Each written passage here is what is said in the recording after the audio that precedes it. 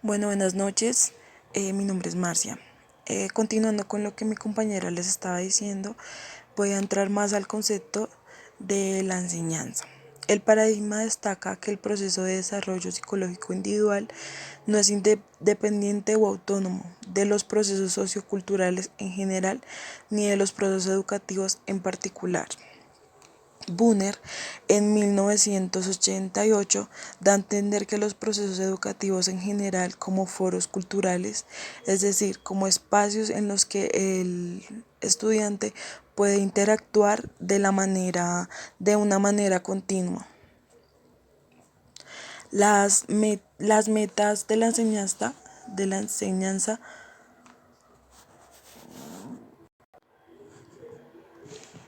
Las consideraciones vygotsianas sobre la enseñanza y su importancia en el papel y el desarrollo psicológico en los niños.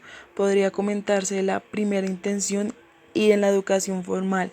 Va dirigida en el diseño y en las concepciones y en promover las funciones del desarrollo psicológico superior en el estudiante, dando características como la reflexión y descontextualización de los instrumentos, es decir, crear ciertos espacios donde el maestro fortalezca los instrumentos para un aprendizaje y donde el estudiante también pueda colaborar.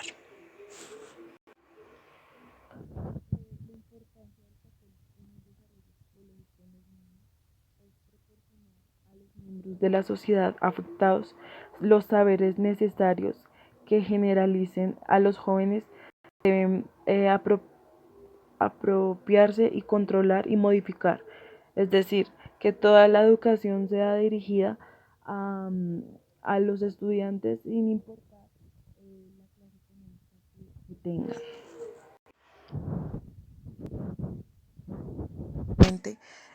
Esto va dirigido a cierta población y que nosotros los psicólogos, tengo entendido, creemos ciertos instrumentos para que en lugares donde no hay mucho estudio, los estudiantes o alumnos, personas, sientan cierto interés por, por la educación y por estudiar.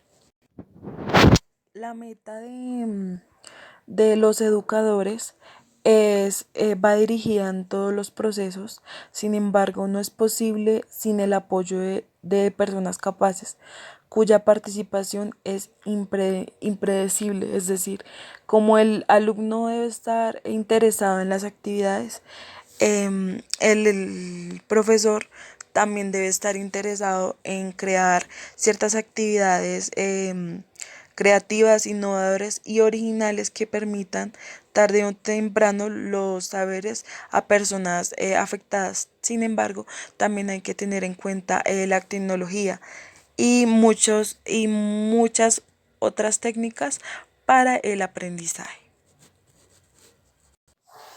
Seguiremos con la concepción del alumno. Según el paradigma, desde la óptica del paradigma, el alumno debe ser entendido como un ser social y producto de protagonista de múltiples interacciones sociales en las cuales se involucrará a lo largo de su vida escolar. De hecho, las funciones psicológicas superiores son producto de estas interacciones sociales. Gracias a la participación de los procesos educacionales sustentados en distintas prácticas en los procesos sociales, se involucran los distintos agentes afectados culturalmente. El niño aprendiz que genera ciertas capacidades para su vida social y su vida cotidiana. Es decir, mediante una buena educación y mediante ciertos instrumentos, el niño podrá generar ciertas características fundamentales para su desarrollo a lo largo de la vida y a lo largo de su vida escolar. Por consiguiente, está la interacción social, que es el papel de la interacción social con los otros, especialmente como lo sabes son las amistades, los padres, adultos mayores e iguales, que tiene importancia fundamental para el desarrollo psicológico y ahí se encuentra lo cognitivo y lo afectivo, el niño alumno de diferente forma. Dicho lo anterior, se establecen las técnicas para la formación y la creación del niño. El alumno no solamente construye saberes, pero no lo hace solo, porque ocurren procesos complejos en los que la persona estará involucrada, ya sea en construirse personalmente y entender al otro. De las características consiguientes hablaré más adelante, ya que son características que el alumno tiene que emplear eh, para, para su desarrollo y son las técnicas que el maestro debe crear para eso.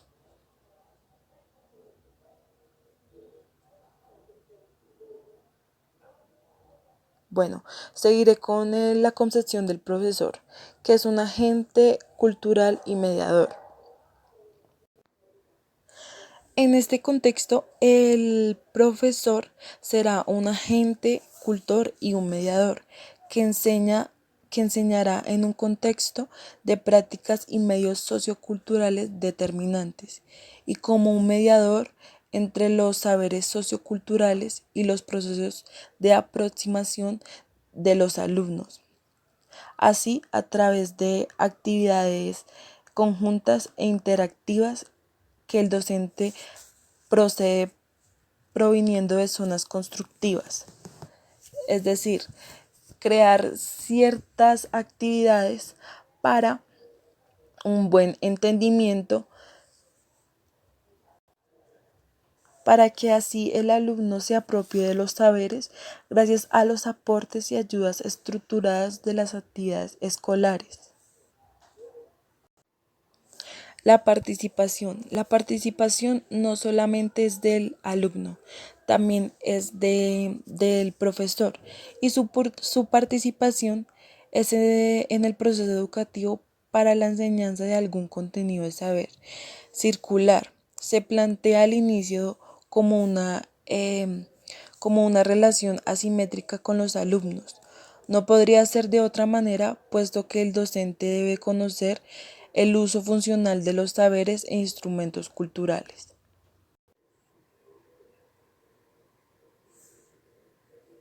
Esta foto es la explicación de todo lo que dije anteriormente. O sea, tener en cuenta la opinión del alumno como la opinión mediante técnicas y instrumentos. Bueno, el propósito en este sentido es que el enseñante sabe desde el inicio, desde el mismo encuentro, hacia dónde deben ser dirigidos los procesos educativos y tiene claras sus intenciones educativas, es decir, ciertas metas que a lo largo del tiempo se verá si se fueron realizadas correctamente o qué interferencias hubo en ellas. El profesor deberá percatarse si el aprendizaje es correcto progresivamente mediante el diálogo y la interacción con el alumno. Bueno, Bunner, Wong y sus colaboradores aseguran una teoría que es bastante acertada, que dice, según las ideas enseñadas en su interior por enseñar determinar los saberes o contenidos. Esto quiere decir tener ciertas habilidades, conceptos y actitudes que también crean sistemas de ayuda y apoyos necesarios para promover el traspaso del control sobre el manejo de dichos contenidos que el alumno adquiera. Es decir, la información que se le da al estudiante a veces es un poco común, pero si se crean estos foros donde el estudiante puede con el profesor interactuar sobre sus inquietudes, pues la información y el aprendizaje va a ser más claro. Seguiré con el concepto del aprendizaje. Pero antes de esto, hablaré sobre las características que ya les había mencionado, que son, primero, que sea ajustable las necesidades del aprendizaje y del alumno. Esta primera concepción es la que ya les expliqué anteriormente, que es esa atención personalizada que tiene el profesor con el alumno para así entender todos los aprendizajes y si las metas a corto y a largo plazo se están efectuando. La segunda concepción es lo transitorio o lo temporal. Es el proceso que tiene el estudiante en busca de ayuda. Es decir, a lo largo del tiempo ya esas ayudas serán un poco más reducidas porque el aprendizaje pues entra de otra manera. Es como ese apoyo que se va limitando a lo largo del tiempo. La tercera concepción y última dice, debe ser explicado, auditivo y visible. El contenido que el maestro le dé al estudiante, ya sea un estudiante de primer grado hasta un estudiante de 11 grado, debe ser auditivo, es decir, que lo que el maestro quiera dar a expresar sea entendido correctamente y con esto apoyarse de una manera didáctica en el aprendizaje, ya que algunos aprenden de formas diferentes, algunos más auditivos y otros más visuales. Y si estos dos se pueden complementar, pues mucho mejor. Esta imagen es muy clara en lo que les expliqué. Continuando, hablaré sobre el concepto del aprendizaje.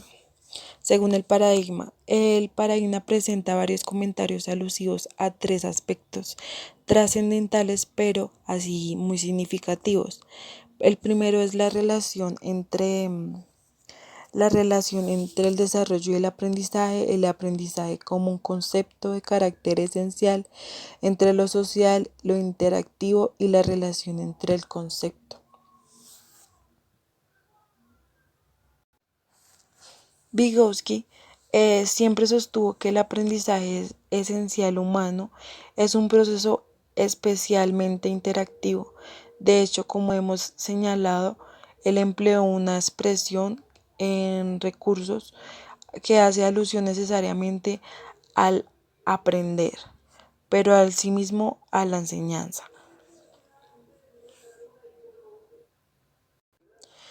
La conceptualización de los enfoques, Vygotsky mostró cierta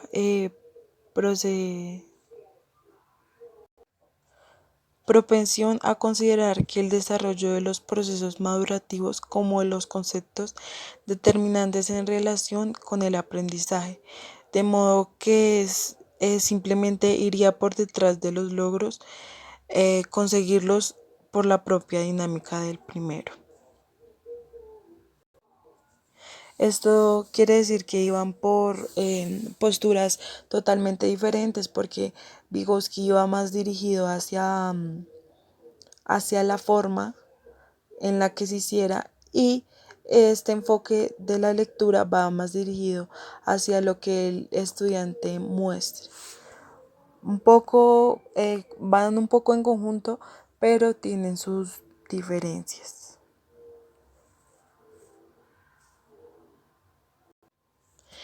Y bueno, ya para finalizar hablaré sobre las estrategias del aprendizaje, que dice que con gran parte de las estrategias y técnicas de la enseñanza vigosquiana y neurovigosquiana proponen fundamentalmente la creación del CP, que brevemente les explicaré, con los alumnos para determinar dominios y actividades de su conocimiento.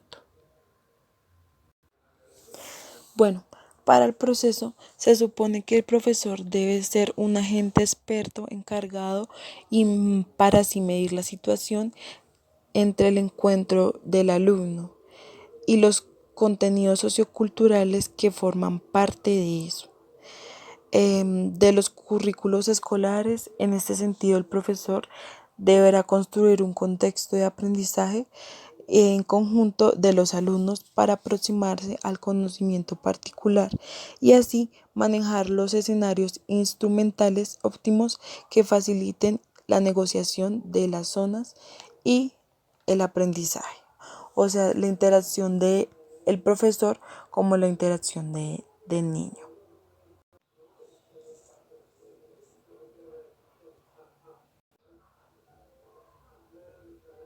P siempre es en un contexto de interactividad entre maestro y alumno, es decir, experto y novato.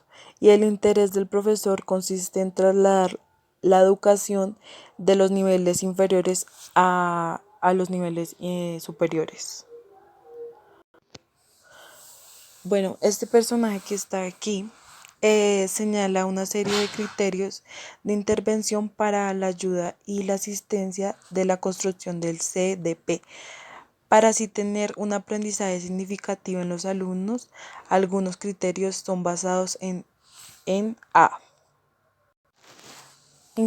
Insertar las actividades que infieren a los estudiantes y los contextos y sus objetivos. La B. Fomentar la participación e involucramiento de los alumnos en diversas actividades y tareas. Y C. Realizar ajustes continuos en la asistencia didáctica y los desarrollos y las actividades de manera más amplia. Bueno, esto fue todo por nuestra exposición. Muchísimas gracias. Hasta luego.